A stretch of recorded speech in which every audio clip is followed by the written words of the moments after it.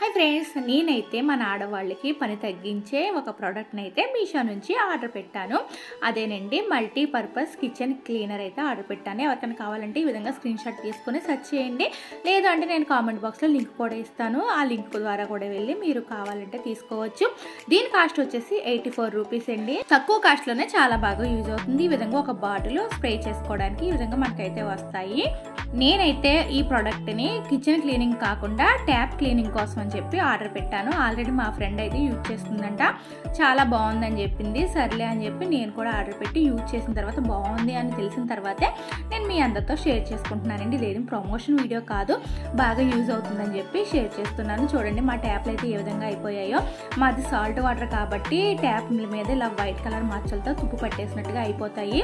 చాలాసార్లు చాలా టిప్స్ అయితే నేను ఫాలో అయ్యి చేశాను, కానీ ఏది చేసినా సరే ట్యాప్లు అయితే మళ్ళీ ఇదే విధంగా అయిపోతూ వచ్చాయండి. ఎన్నిసార్లు క్లీన్ చేసినా వస్తే ఈ ట్యాప్ మీద ఈ వైట్ కలర్ మరకలు అయితే పోకుండా ఉండేవి. అయితే ఇది వాడిన తర్వాత అయితే చాలా బాగా క్లీన్ అయింది. ఇలా ముందుగా ఈ విధంగా స్ప్రే చేసేసుకోవాలి. తర్వాత స్టీల్ స్క్రబ్బర్ కానీ లేదా మామూలు నార్మల్ స్క్రబ్బర్ కానీ ఉంటుంది కదా, ఆ స్క్రబ్బర్ పెట్టి మనం ఒకసారి వీటిని బాగా క్లీన్ చేసుకుంటే ఈజీగానే రిమూవ్ అయిపోతున్నాయండి.